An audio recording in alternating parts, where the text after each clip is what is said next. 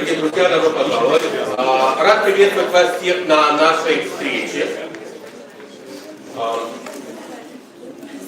То, куда вы попали. Территориально это называется левый берег. У нас здесь уже организовалась неслабая община, которая называется Церковь Христа на левом берегу. Вот. Я рад приветствовать вас всех здесь. Мероприятие, на которое вы попали, называется Библейская школа. То есть, что это значит? Что это значит? Когда у нас есть воскресные проповеди, мы можем уходить оттуда с разным чувством. Кто-то думает, слушай, ну слишком глубоко это было для моих гостей. Кто-то чувствует, ну слушай, я пришел на воскресную службу, чтобы послушать Евангелие, как оно должно действовать в моем браке, как мне воспитывать свою жену, например.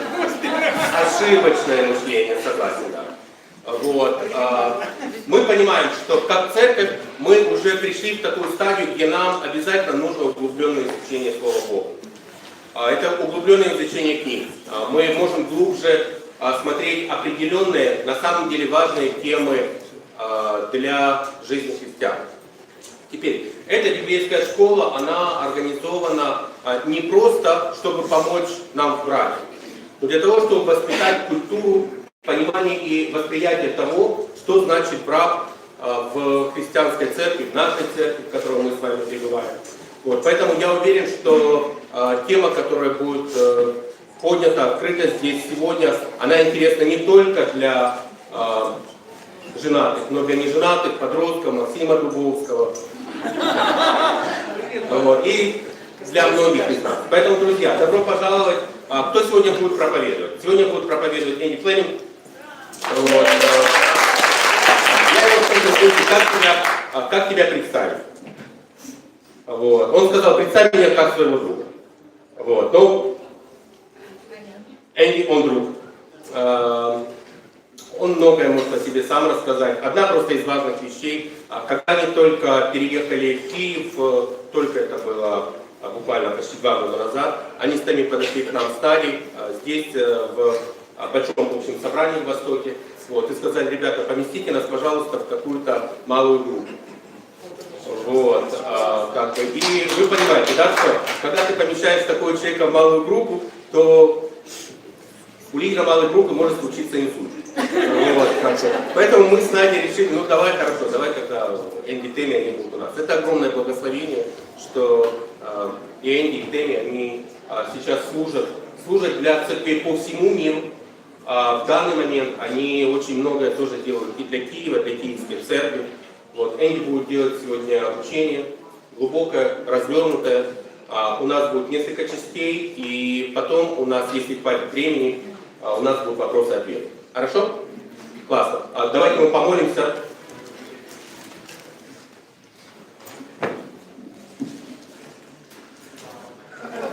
Отец Всемогущий, мы благодарны за то, что можем собраться здесь. Очень просим, чтобы Ты благословил нас пониманием Твоего Слова, внимательным слушанием. Мы очень просим, чтобы библейский взгляд на брак, на построение семьи и все темы, которые связаны с этим, чтобы этот взгляд в наших жизнях, он был правильным, и мы понимали, как развивать наши отношения в семье, как по-новому смотреть на то, что это значит, когда пара объединяется в одну семью. Благослови, пожалуйста, нас пониманием Твоего Слова сегодня. Спасибо за каждого человека, который нашел время для того, чтобы быть здесь. Мы молимся с благодарностью во имя Иисуса Христа. Аминь. Энди.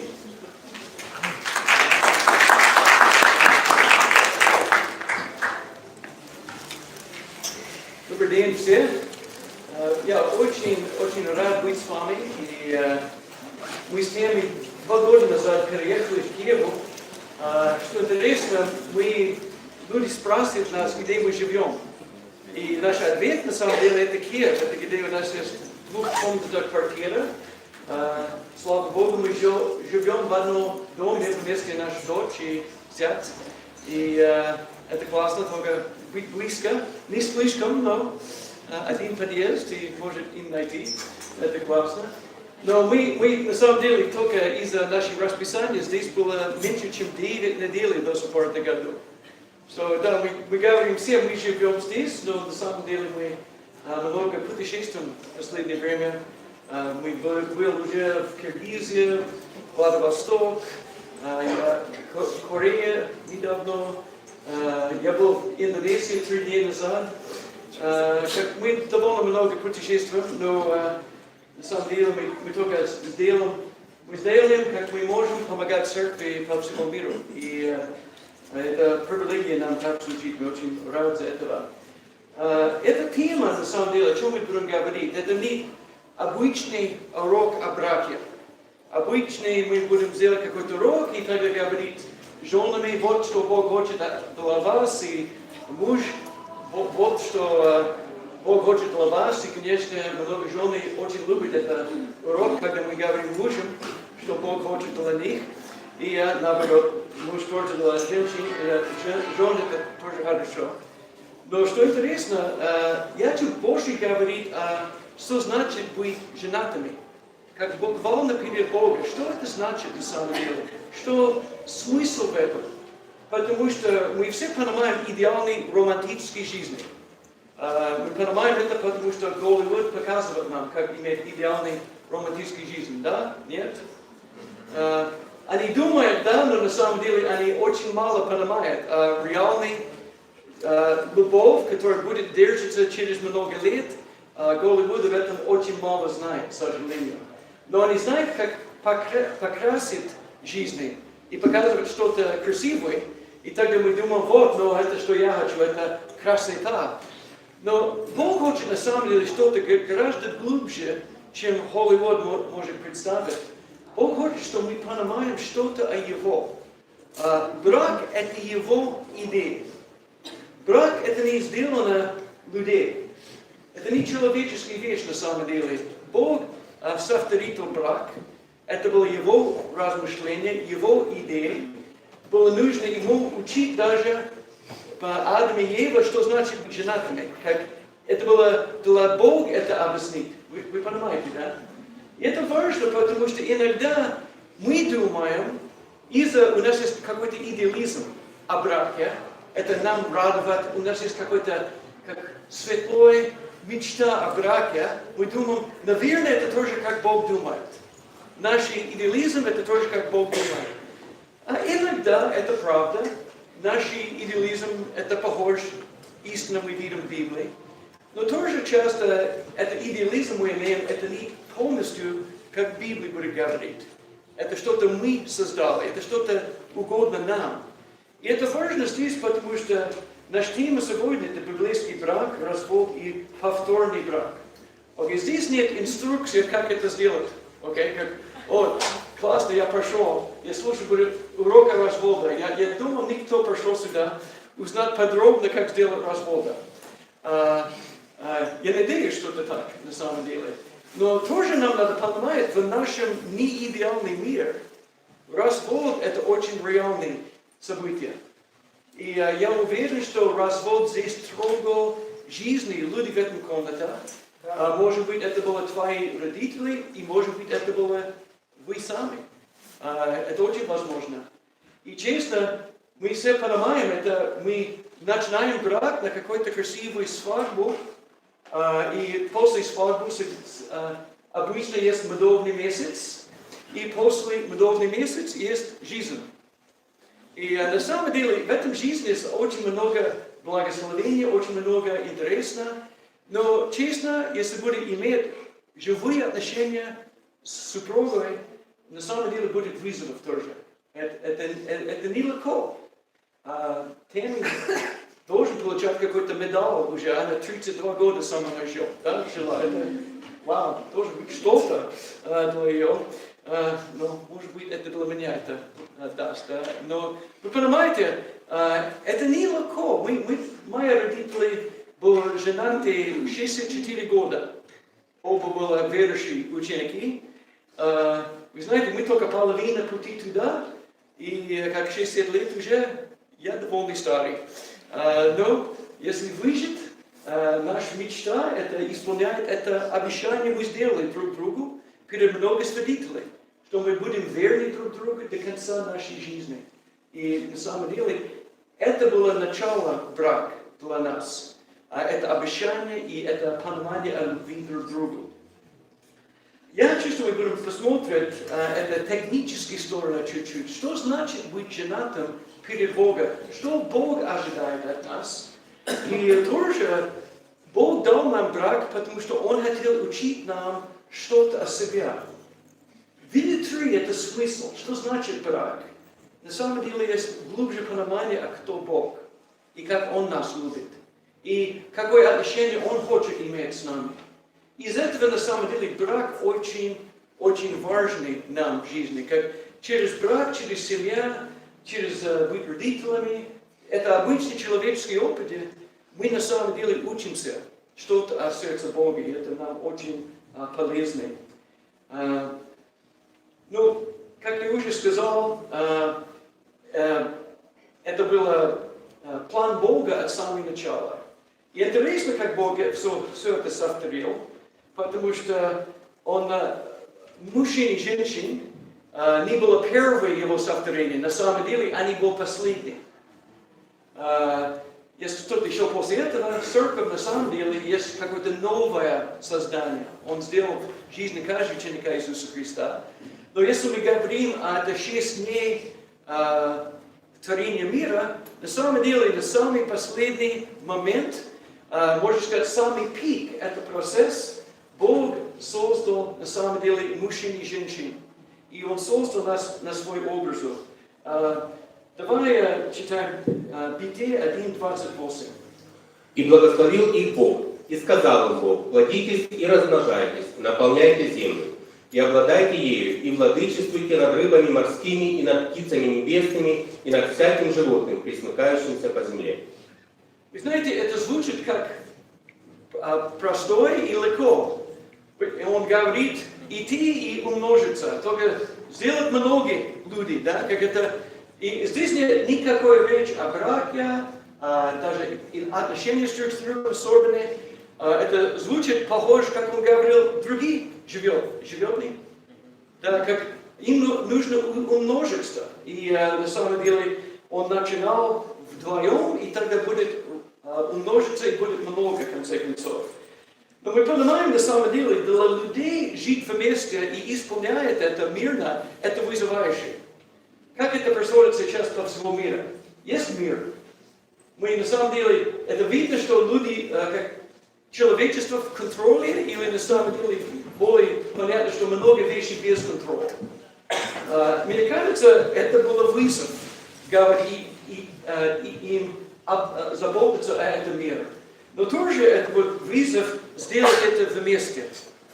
И Бог создал брак, потому что Он хотел учить нам, как лучше сотрудничаться вместе. Как на самом деле лучше, как исполняет это первая заповедь, наполняет мир в человечество, как и на самом деле заботиться о этом мире. И тогда мы будем читать чуть-чуть попозже, это 2 глава Бытия, стих 18 и тогда 21 до 25. 18 и 21 до 25. «И сказал Господь Бог: нехорошо человеку одному, сотворим ему помощника, соответственного ему. И навел Господь Бог на человека крепкий сон. И когда он уснул, взял одно из ребр его и закрыл то место плотью. Создал Господь Бог из ребра взятого человека жену и привел ее к человеку. И сказал человек: вот это кость от костей моей и плоть от плоти моей. Она будет называться женою, ибо взята от мужа.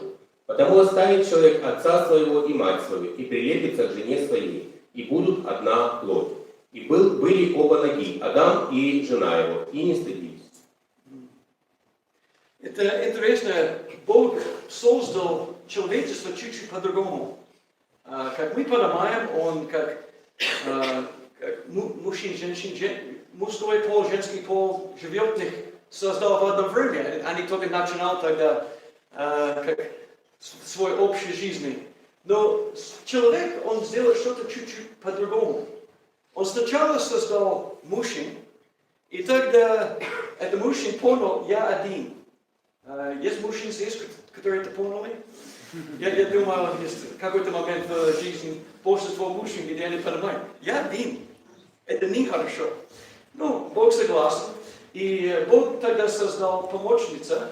Это слово есть в разных переводах, но это вообще на самом деле, это не значит, что это ниже роль или не столько же важный человек.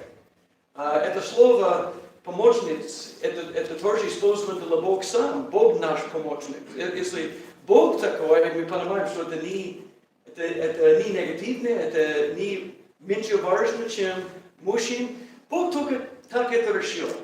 Но Он хотел тоже показывать нам немножко, что значит, в конце концов, быть Его народ, иметь реальные отношения с Ним. И из-за этого Он создал мужчин и женщин. И тогда они даже был один плод буквально. Когда Адам говорил, вот, это моя плоть, моя кровь, на самом деле это был факт. Бог взял от его, часть его тела и создал женщин от этого. И они на самом деле, смысл был, они были один. И Бог хотел показывать нам его понимание о единстве. На самом деле есть какая-то тайна тоже, как Отец и Сын тоже один. И как-то Сын, можно сказать, шел от Отца, да, и стал как индивид в нашем понимании.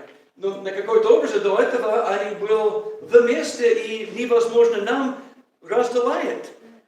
Сначала Адам был один, и Бог сказал, пусть нам создать мужчин или на самом деле человечество в нашем образе. Интересно.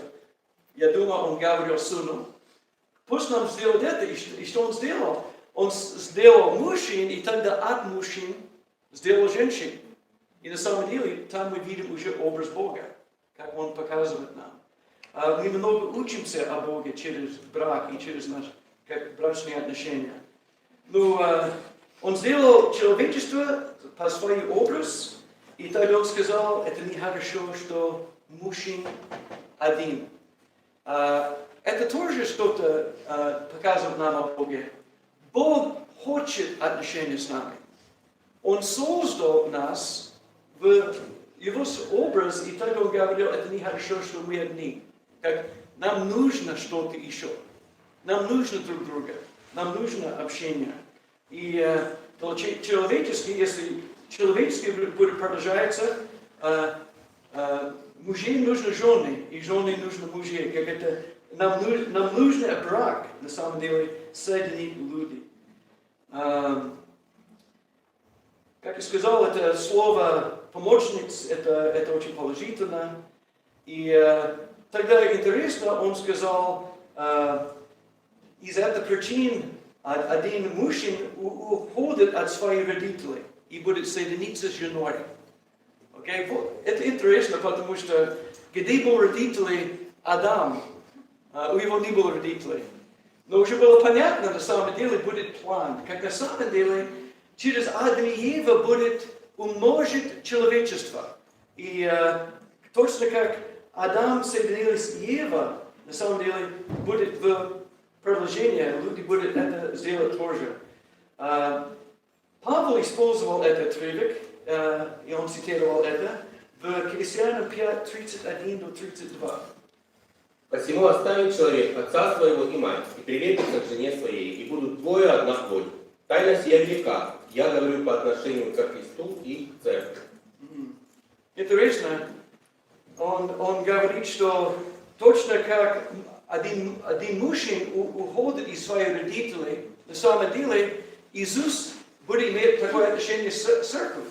И это точно так, да? Иисус, можно сказать, был послан от Отца нам, и тогда соединились с человечеством, и его смысл было создать церковь, и на самом деле он хочет иметь это реальные интимные отношения в церковь. И от самого начала, даже когда было написано «Бытие», вот что было размышление Бога. Как в человечестве есть что-то, вы могли учиться о меня. И в браке особенно. Потому что точно как один мужчина может соединиться с женой, Христос может соединиться с церковью. So, фактически здесь есть невероятно близкая картинка, и это показывает нам. Мы даже видим несколько параллельных вещей. Адаму было нужно спить, да? Это было похоже на смерть, можно сказать. И когда от его сторона взял часть его, но думаю, что происходило с Иисусом, он им умер на кресте, и из-за его крови, на самом деле, церковь был создан. Как из-за этой жертвы церковь появилась. Адам только спал, но Иисус умер ради нас. Адам жертвовал кусок свой плод, Иисус дал 100% свой плод ради нас. Адам и Ева стал одном через их брачные согласия и через веру, крещение и Дух Бога ученики станут часть тела Христова. И на самом деле здесь есть новые соглашения. Вы видите уже столько параллельных идей, да? Что в браке это что-то очень близко сердцу Богу. Он на самом деле очень любит нас и хочет через брак показывать нам что-то о себе. Что интересно, по всему миру, это не вопрос, если люди имеют какой-то еврейский корень или христианский корень, идея о браке универсальная. Это везде. Каждое общество понимает идею брака, где люди будут быть верны друг другу. Это не значит, что они практикуют это совершенно, но это идеализм и есть. Как люди это понимают. Есть эта идея о романс, где на самом деле два люди будут любить друг друга и будут иметь особенные отношения. Это тоже как везде. И иногда есть, можно сказать, субкультуры в какой-то культуре, где люди не это действуют.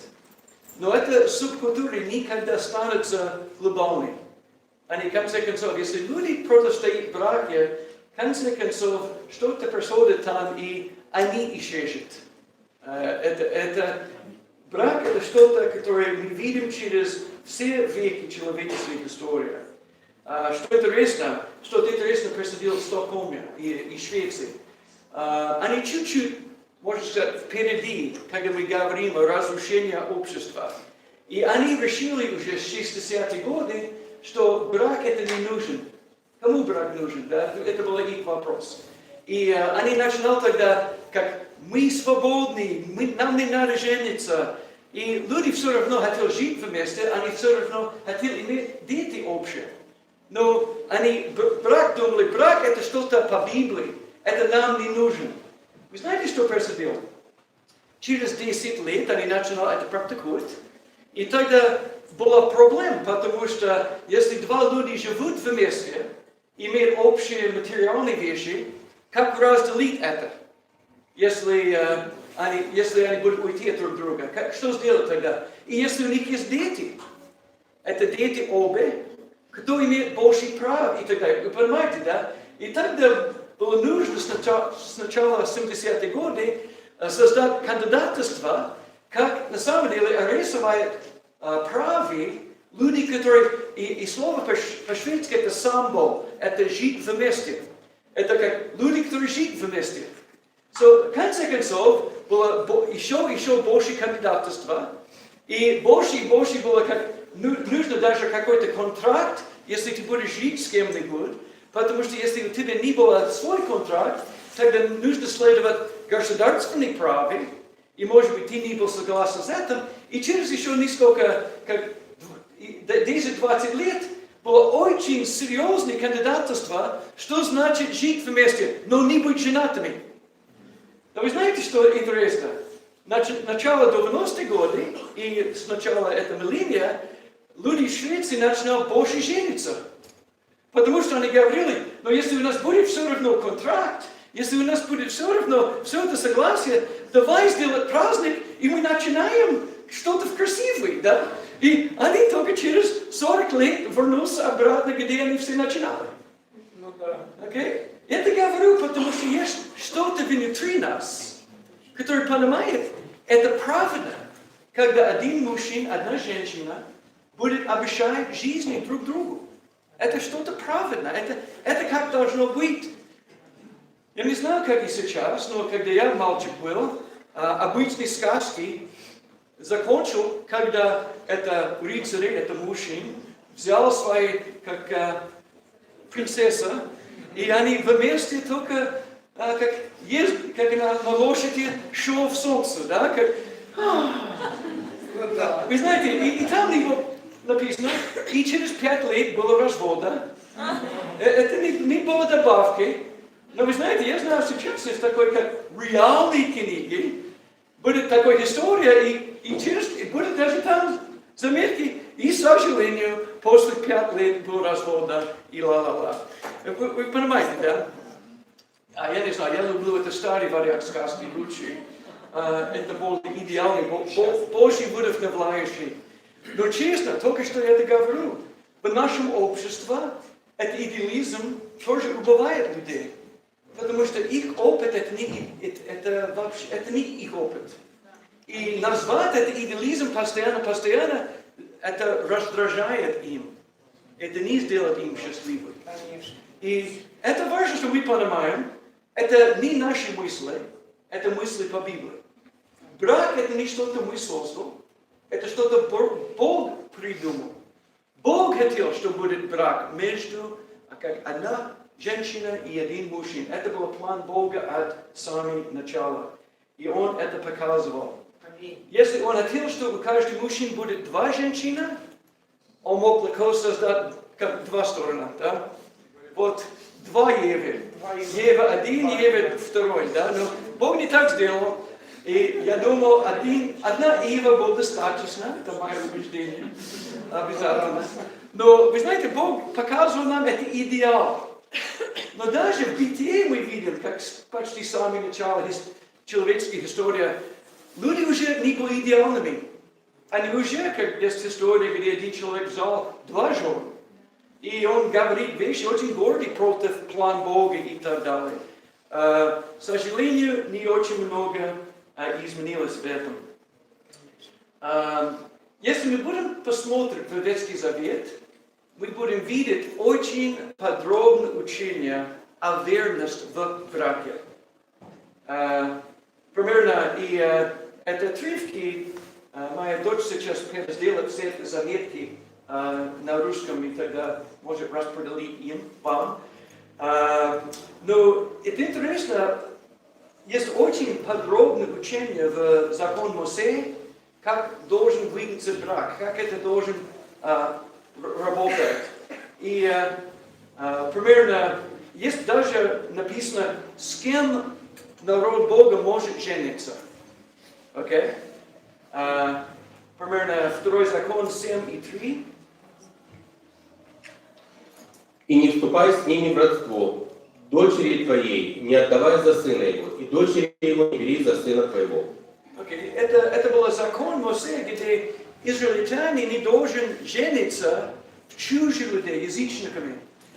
Если они на самом деле будут станут, как исследовать иудейские законы, когда это было возможно, но только как желает какой-то соседний народ, из-за красоты или интерес, и хочет, как с ней иметь отношения, на самом деле Бог сказал нет. Должен, на самом деле, израильтян жениться еще израильтянка. И тоже есть очень много учения, кто человек не может жениться. Есть весь список, Левит 18:6-17, как не может жениться, как полная сестру не может с ней жениться, даже полсестра не может жениться, если может быть или мама, или папа общие. Племянницы, на самом деле, как твоя тетя, обязательно не может жениться твоя мама. Это интересно, он называет на самом деле очень подробно, что с кем ты не можешь жениться. И его очень понятно. И тоже было, если ты был как священник, ты не можешь жениться с кем-нибудь, который уже имел какой-то муж, и был развод, ты не можешь с ним. Очень классно. 2 закон 24:5. Может читать?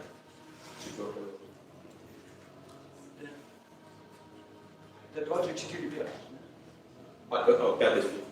Если кто взял жену недавно, то пусть не идет на войну, и ничего не должно возлагать на него. Пусть он остается свободен в доме своем в продолжении 1 года и увеселяет жену свою, которую взял. Это очень красиво и классно, да?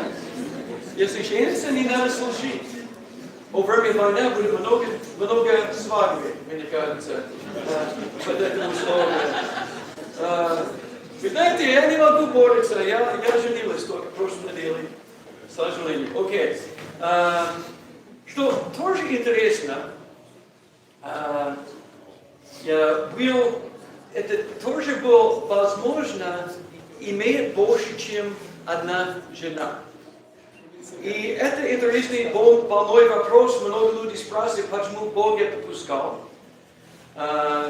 Большинство, как мы понимаем, был один вещь, была, если у тебя был родной брат, и брат умер, тогда была идея, что будет взять его жена тебе, и может продолжать тогда из-за вопроса наследства и все это, она будет остаться в вашей большой семье, но будет иметь дети через тебя как брат. Это был один вариант.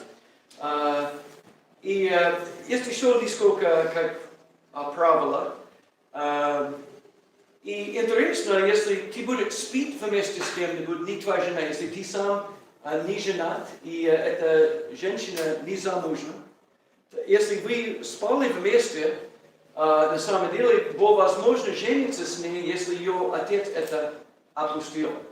На самом деле, если было изнасилование, тогда был очень серьезный как результат тоже. Было даже смертный заказ. Но мы видим только много правил в законе, как брак должен держаться, смысл брака. И было много ударения о верности. Очень известный отрывок, это в 10 заповедей, Исхода 20:14. Не прелюбодействуй. Окей, и тогда стих 17. Не желай дома ближнего твоего, не желай жены ближнего твоего, ни раба его, ни рабыни его, ни вола его, ни осла его, ничего, что ближнего твоего. Вы знаете, что интересно? Большинство законов, они очень как реальные, они действия, как это что-то ты сделал, не только размышлял. Но это 10, на самом деле, это заповедь от твоего сердца. Довольно сложно это контролировать, но это не, он говорит, это что только неправильно, как иметь сексуальные отношения за брака, это тоже неправильно желает жена, как твоя сосед. Это тоже Иисус об этом много учил. И что мы видим тогда? Мы видим так серьезно на самом деле закон Моисея относились к браку. Было очень много определенных инструкций, был вопрос, с кем ты можешь жениться, ни с кем ты можешь жениться. Было как на самом деле очень подробные заповеди. И тоже верность была несколько даже проверка, если человек сомневался, что твоя жена была верная ему, тогда было нужно проходить как священник и сделать какое-то исследование и понимает, как что было, и Бог будет показывать тогда, что было.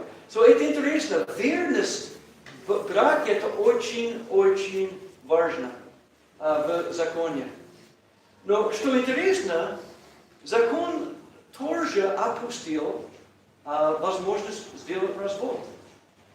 И это очень понятно, очень ясно сказано. Это второй закон 24:1-5. Если кто возьмет жену и сделается ее мужем, и она не найдет благоволения в глазах его, потому что он находит в ней что-нибудь противное, и напишет ей разводное письмо, и даст ей в руки, и отпустит ее из дома своего. И она выйдет из дома его, и пойдет, и выйдет за другого мужа. Но и сей последний муж возненавидит ее, и напишет ей разводное письмо, и даст ей в руки, и отпустит ее из дома своего. или умрет сей последний муж ее, взявший ее себе в жену, то не может первый ее муж, отпустивший ее, опять взять ее себе в жену, после того, как она осквернена, ибо сие есть мерзость пред Господом, и не порочь земли, которую Господь Бог твой дал тебе в удел. Вы знаете, жалко немножко, что здесь не больше подробно сказано, что это все значит.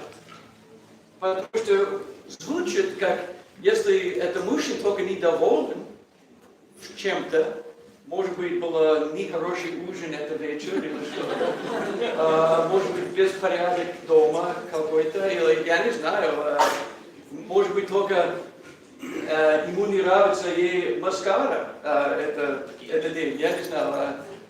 Что-то, это на самом деле не названо, но что интересно, по-еврейски это слово, это что-то как нечистый в ее. Что-то, это слово на самом деле это обычно связано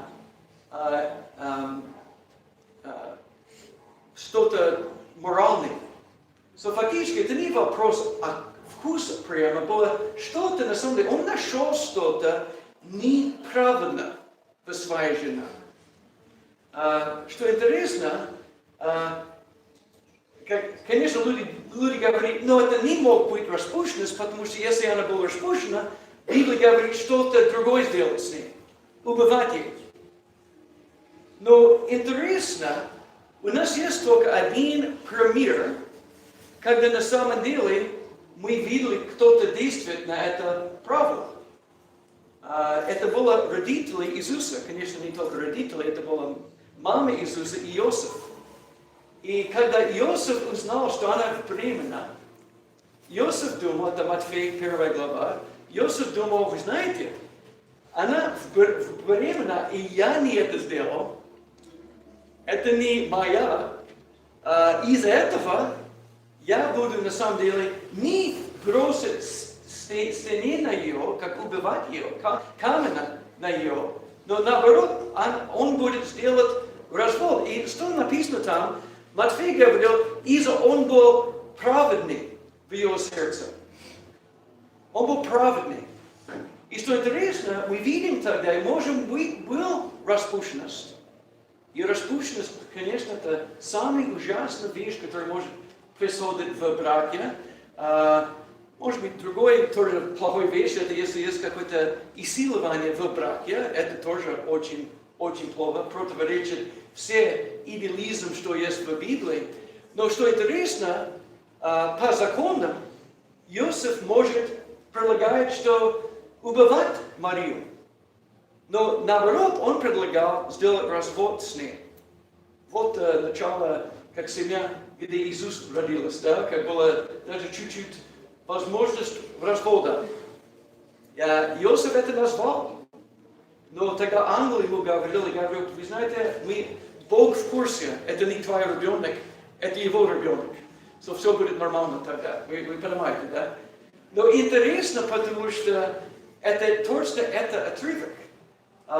Иосиф нашел что-то неправильно в Марии, и тогда решил, как сделать развод с ней. И только что это было понятно, по юдейским правилам в этом времени, если ты обещал друг друга, даже до свадьбы, был момент, когда ты был обещанный друг друга? Нет. Обещание между друг другом, да? Когда на самом деле уже на какой-то уже начинал эта верность друг друга, даже если не до сих пор было муж и жена. И было нужно тогда сделать развод, даже сломает это, как это слово? Обручение. Помолвка, обручение. Okay. Как вы это говорили? Спасибо. Фактически мы видим в Ветхий Завет очень интересную вещь. К сожалению, во время Иисуса юдейские учители думали, вы знаете, это значит, я могу какой-либо причин бросить мою жену. На самом деле, Иисус вообще не это, он не согласился с этим вообще. На самом деле, Иисус говорил, если сделать развод за какой-то причин другой, чем неверность, это на самом деле неправильно. И мы будем об этом говорить чуть-чуть позже. Что важно, закон Моисея дал нам понимание, человек может сделать развода. Интересно тоже, как эта женщина тогда была свободная пережениться. И это мужчина тоже. На самом деле, если был развод по законам, люди могут пережениться. И что интересно, было несколько особенных правил для священники. Как если ты был левит и священник, ты не можешь только развод или жениться. Как было чуть-чуть другое правило для священников. И если ты на самом деле был другой вариант тоже, если ты обвинял твою жену, что сказал, она была распущена, и на самом деле она была невиновна, на самом деле, когда это все стало понятно под законом Моисея, ты не можешь никогда сделать развод с ней. Если ты обвинял ей неправильно, тогда на самом деле с ней ты не можешь сделать развода. Это интересно только видеть еще раз подробно. Но что важно понимать для нас, значит, по законам были люди, которые уже был разводник, разведенный. И это на самом деле был реальный статус. И вообще разведен человек свободен жениться. Это по законам. Это важно, потому что, вы знаете, как закон Моисея был сделан почти 1,5 милления до Иисуса. И это иудеев это практиковал уже как 1400 лет долго. И это было, на самом деле, самое простое понимание для закона. На самом деле, развод был реальный даже в этот момент. Но нам надо понимать смысл развода, и где на самом деле это, можно сказать, Бог это пускает, и когда на самом деле Бог не в этом счастливый. И это важно понимать.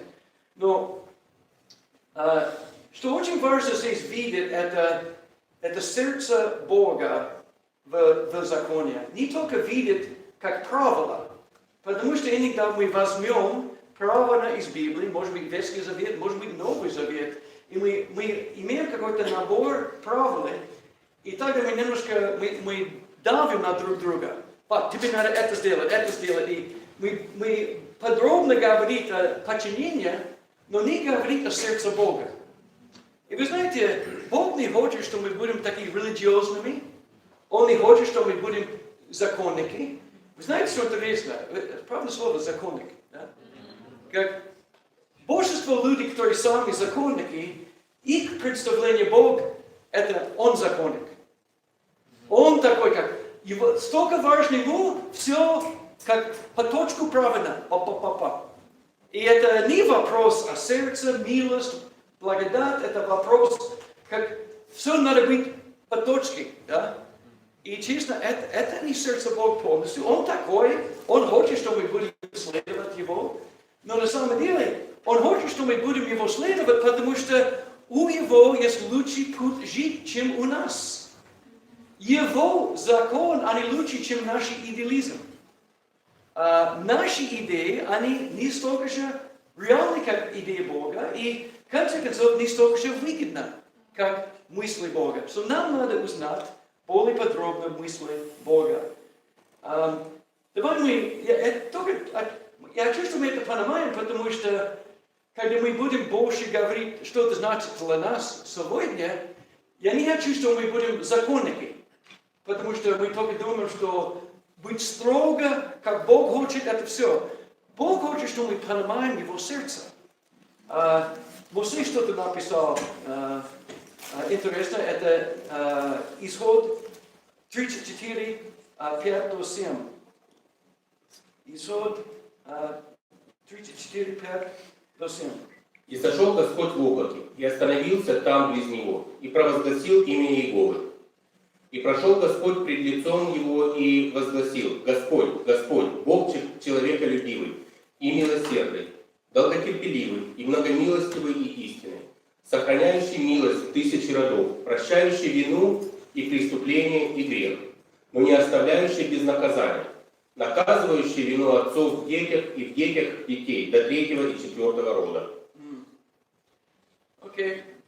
Это последняя фраза, это немножко испугает, потому что есть наследство даже негативно, когда люди как не следуют закон Божий. Но тоже здесь он говорит, что на самом деле я очень медленный, злюсь. Я очень медленный, злюсь. Я на самом деле очень терпеливый, это Бог говорит. Я милостный. Я хочу, на самом деле, только благословить вас. Это сердце Бога. Иногда из-за Библии рисовать праведность, можно сказать, законная праведность Бога, мы думаем, что это самая важная вещь. Это законная праведность. Но честно, мы видим в Библии, милость это более важно Богу, чем законная праведность. Вы понимаете, да? Милость более важна. Это выше правила, чем легальный прав. И это не значит, что Бог не ценит легальный прав, как Он несправедливый. Наоборот, это только значит, что на самой корне милость – это несправедливость. Милость – это когда Бог даст мне, что я не заслужил. Это Его милость. Слава Богу, это несправедливость. Если это была справедливость, я получаю, что меня заслужил. Но, слава Богу, Он хочет дать мне что-то, я не заслужил. Это Его милость. И это показывает Его сердце. В Библии написано, что написано в Библии, если кто-то убивает другой человек, что должен происходить с ним? Смерть, да? Как если ты это сделал, глаз за глаз, жизнь за жизнь. Но что интересно, с самого начала, когда Каин убил Авеля, что Бог сделал с ним? Он на самом деле опустил его, было наказание, но не был смерть. Интересно, да? Вот Бог, Он свободен, Он сделал точно, что Он хотел. Он не законник. А вы знаете, Каин, у меня где-нибудь написано, убивать кого-то, я буду тебя убить. Окей, это все. Следующий. Нет, это не было решение Бога. Он на самом деле даже предупреждал Каин, что он был искушен и, может быть, будет грешить. Как он на самом деле старался, он даже спросил вопрос, он дал Каину возможность быть открытым с ним. На самом деле, был очень хороший пример. Любовь и терпение. Но он тоже опустил Каин сделать то же, что Каин хотел. Бог даст нам свободу выбрать сам. Он не такой Бог, Энди грешил, сразу надо его убить. Как я буду тогда чувствовать себя лучше. Это не как Бог действует. Если я грешу, честно, каждый раз я грешу, есть какое-то наследство в моей жизни неприятное, меня тоже. Я страдаю. И Бог посмотрит на меня и говорит, Энди, зачем ты это занимался? Я сказал тебе не это сделать. Вы понимаете, да? Как Бог сострадает с нами, Он хочет самое лучшее для нас. Это тоже будет, можно сказать, в нашем теме о браке, это одинаково. Бог хочет самое лучшее для нас. Есть несколько грехов в закон Моисея, который на самом деле требовал как смертный заказ, смертный приговор, окей? И было как идолопоклонство, был список. Один, если ваши дети были непокорны, может им убивать. Вау, ничего себе. Если было непокорные люди, лидерство, это как противостояние лидерства в народ Бога, тоже может быть смертный приговор. И тоже распущенность должен быть смертный приговор. И на самом деле в области идолопоклонства и тоже, я не это назвал, если ты убийство, это тоже был смертный приговор. Но там написано, не должен быть даже милость. Связано идолопоклонство и как убийство. Но что интересно, мы видели тогда несколько раз, когда, например, кто-то убил другой, из-за они грешили. Это известная история. Числа 25, Финиас, он убил один израильтян, который спал вместе какой-то моабитской женщиной. Да? И на самом деле Бог читал, это было полностью правильно. Было несколько еще вариантов. Но что интересно, мы никогда видим на практику, они убили кого-то из-за распущенности. Мы не это видим. Примерно, самый известный пример распущенности в Библии это Давид и Ватсеба. И на самом деле он каялся, он сказал, Бог, прости меня, и Бог ему говорил, прошу. Он ничего себе. Где наш законник Бога? Он не там. Он был милостный, понятно? И это важно нам понимать. И, может быть, это сложно сказать, но у Давида было очень непокорные дети. Даже один хотел взять его трон Израиля. Но Давид его не его убил, но какой-то другой человек его убил, в конце концов. Но честно, мы не видим никогда в Библии, когда ребенок был, как они убили ребенка только из-за непокорства. Мы не это видим. На самом деле, это смертельный приговор, смертный приговор был редко. Очень редко. Почему? Потому что это не из-за это несправедливо. Это вопрос о милости. И как Бог хотел показывать. И как написано, Яков, 2 глава, стих 13. Ибо суд без милости не оказавшему милости. Милость превозносится над судом. Okay. Милость это более важно даже, чем судом. Это как, на самом деле, без суда не может быть милость. Ты не можешь показывать милость, если нет суда уже видно. Я не могу простить кого-то, если мы не согласились, что было грех. Понятно? Как милость не значит, что нет суда. Это значит, что есть суд, и тогда следующий – это милость. Покрывает это суд в милости, это на самом деле, это что Бог хочет. И это что Он хочет от нас. И тогда мы понимаем, что даже весь смысл за закон Моисея был показывать людей, они не могли быть праведными перед Богом.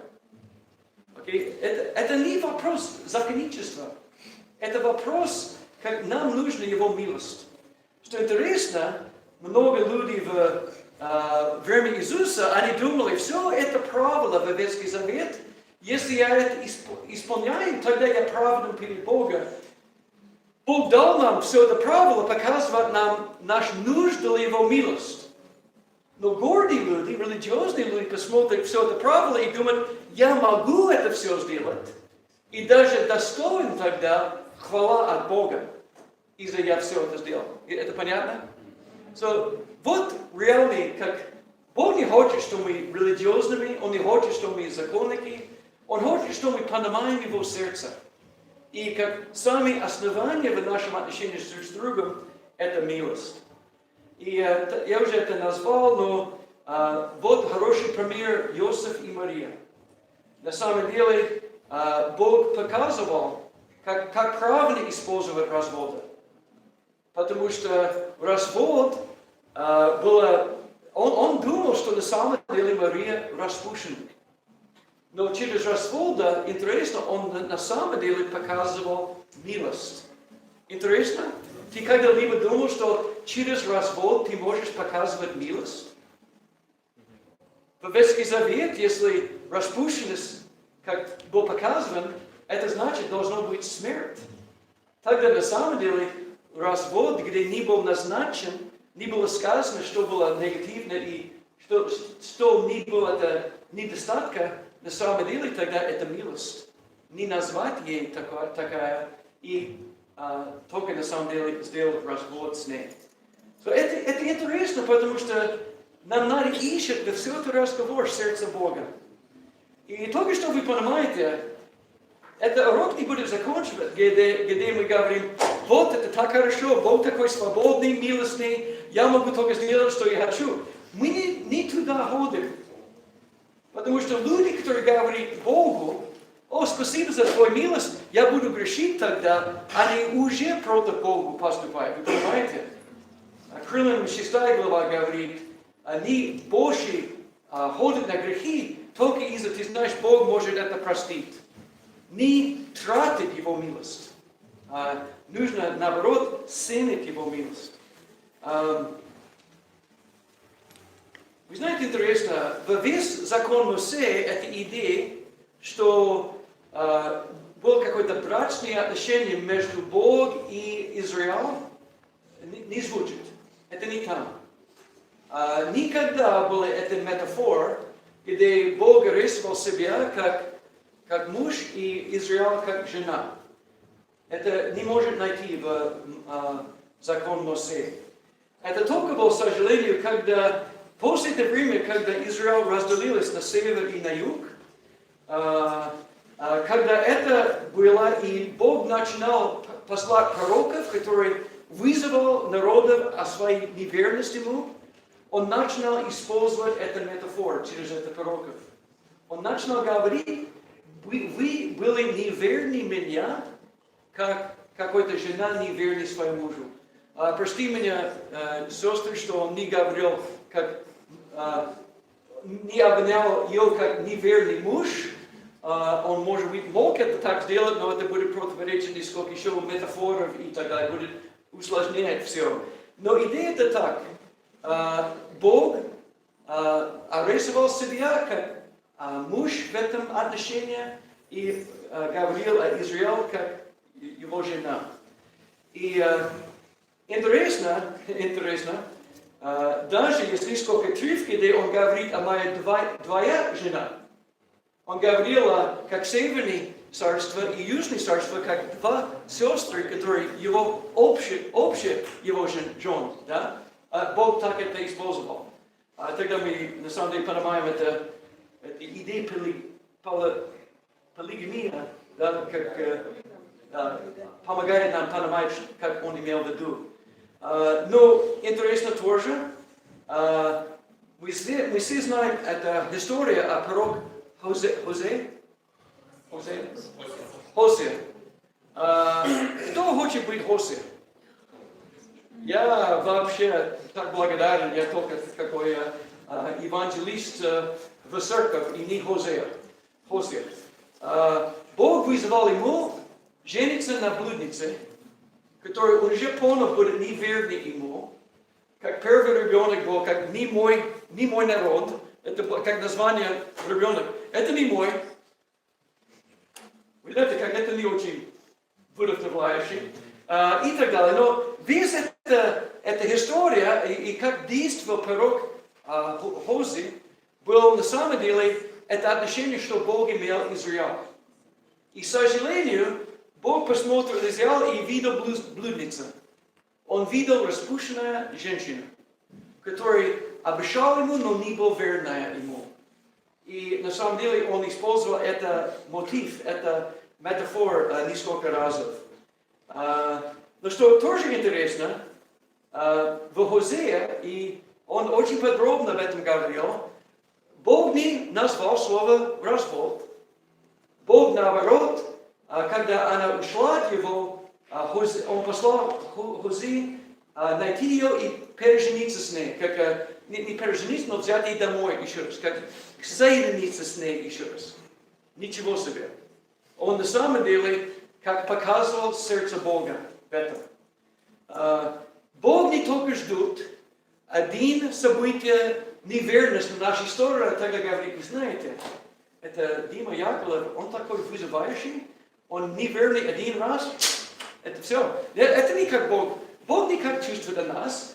Бог любит нас, и когда Он видит нашу неверность Ему, Его реакция это не сразу, о, вот я написал где-нибудь какой-то страх для этого, накажу. Это не сердце Бога. Бог хочет вернуть нам на правильном пути. Это Его сердце. И это важно тоже, потому что, я думаю, когда брак не работает как должно, когда вещи не идеальны, честно, это больно нам лично, и есть исключение на самом деле быть законники. Вот что в Библии написано, иначе бить друг друга из Библии. Мы понимаем, это не помогает. Да? Но это важно, потому что нам надо ищет Его сердце во все это сложности. И Бог дал нам невероятный пример. К сожалению, это народ Северного царства не слушал пророчества Хозии. И в конце концов, ассирияне взял им и уничтожил почти весь этот народ. Но еще раз, может быть, 150 лет до было конца Южного царства, Иезекииль и Иеремия, они начали использовать тоже этот мотив. Но что интересно, они не только говорили о браке этот раз, они начали говорить о разводе тоже. Они начали назвать развод, как, можно сказать, результат их неверности Богу. И это интересно, потому что это Бог сам, который говорит, я буду сделать с вами развод. Давай мы посмотрим один отрывок, это Иеремия 3, 6 до 10. Господь сказал мне во дни Иосии царя: «Видел ли ты, что делала отступница, дочь Израиля? Она ходила на всякую высокую гору и под всякое ветвистое дерево, и там блудодействовала. И после того, как она все это делала, я говорил: возвратись ко мне, но она не возвратилась. И видела это вероломная сестра ее Иудея. И я видел, что когда за все прелюбодейные действия отступницы, дочери Израиля, я отпустил ее и дал ей разводное письмо, вероломная сестра ее Иудея не убоялась и пошла и сама блудодействовала. И явным блудодейством она осквернила землю и прелюбодействовала с камнем и деревом. Но при всем этом вероломная сестра ее Иудея не обратилась ко мне всем сердцем своим, а только притворно, говорит Господь». Вы знаете, здесь очень больной момент, потому что здесь написано, что Бог дал Израилю, как Северное царство, это письмо развода. Он сделал развод. И я это говорю, потому что развод, как смертный приговор или что-то другое, на самом деле есть правильный момент для развода. Есть правильный момент. Сколько раз Израиль не был верный Богу? Сколько раз? И мы знаем по закону, у него было право от первый раз его убивать на самом деле. Это смертельный приговор, как может так действовать. Но Бог был так милостный. И это важно нам понимать, потому что иногда мы думаем, один ошибок на какой-то уровень, и это все. Должен быть развод тогда. Но на самом деле, где мы учимся о разводе? Это в Библии. Кто понимает, что значит брак и развод лучше всех, это Бог. И нам надо ищет Его сердце в этом. И мы будем на последней, как второй часть этого урока, мы будем больше подробно говорить, что как для нас, как ученики Иисуса Христа, и что происходит в нашей жизни. Но что интересно тоже, Иеремия не повторил это метафор развода вместо Юды. Но их результат был одинаковый.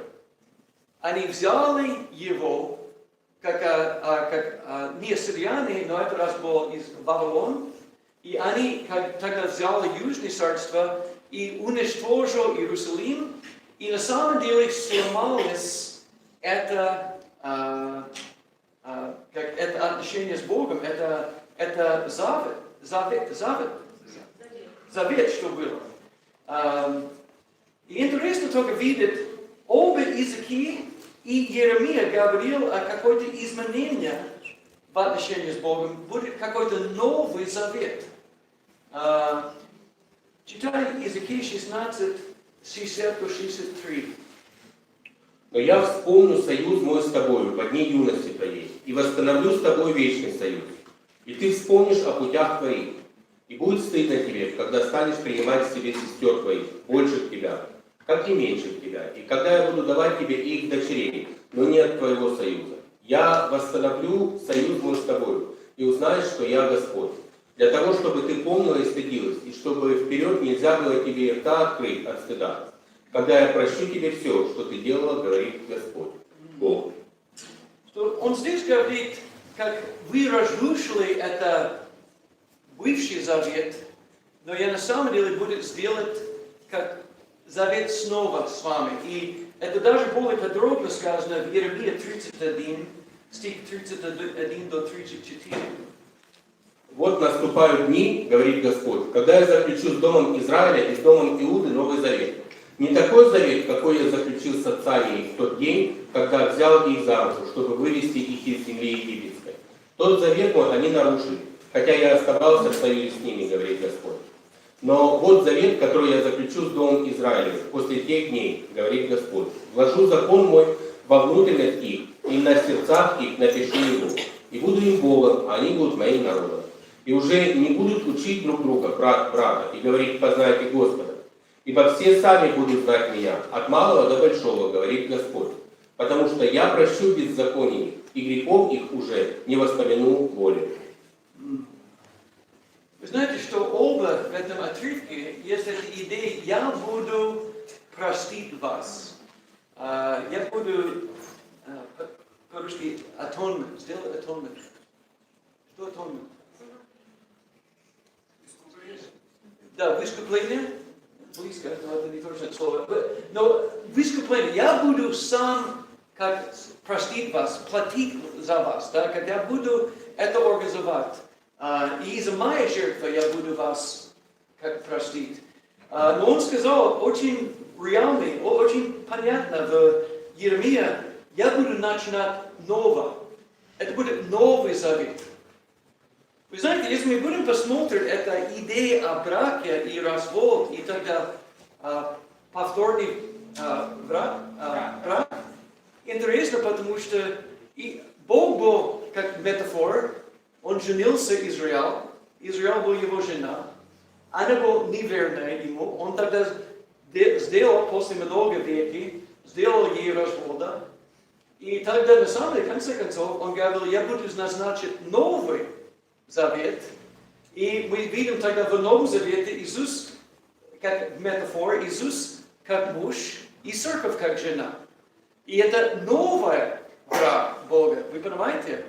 И это первый брак не больше действует, потому что их распущенность разрушила отношения, и Бог, в конце концов, сделал развод с ними. Почему это важно нам все это понимать? Потому что брак и развод перед Богом, конечно, есть роль мужчин, роль женщин, есть такие взгляды на этом, но тоже это легальный статус. Как либо каждый человек здесь, либо ты женат перед Богом или не женатый. Нет никакой-то средний класс здесь, между ними. Нет никакой. Либо ты женат или не женат. И это что интересно, да? Мы стоим во время свадьбы, и мы прошли впереди, и мы были не женаты. И когда все это закончится, мы женаты. Вау! Это шок, это большое изменение. И интересно, перед Богом, либо ты женат или не женат. Но если у человека был развод, он женат или не женат? Он не женат. Как это может быть только один статус из этого двое. Нет третий статус, разведенный. Разведенный жена или мужа. Это нет третий статус. Полуженат. Это только либо человек женат или не женат. Понятно? И это важно, потому что это как Бог действовал, это как Он это понял. И после они были верны Ему, и тогда сломал это завет, Бог был свободный тогда начинать еще раз. Он был невиновен, что интересно, Он предлагал им тоже включается обратно в этот Новый Завет. Это предложение было для них, как если они больше не женаты, надо жениться. И мы будем говорить чуть-чуть об этом, потому что есть какой-то скандал в этой идее. Потому что пережениться с кем-нибудь, с которым ты уже был женатым, на закон это был нечистый дела. Но нам надо понимать, что перед Богом это было нечистое дела платить за наше спасение. На кресте Иисус на самом деле выжил несправедливости. Все это было несправедливо. Крест был нечистый дела, если вы понимаете эту идею, да? Там было что-то неприятно, неправедно. Но ради этой жертвы, на самом деле, Бог может с нами начинать снова. И сейчас Его народ это мы, это верующие люди, ученики Иисуса Христа. Это хорошее место сделать перерыв, и через 15 минут мы начинаем снова и закончим. Спасибо.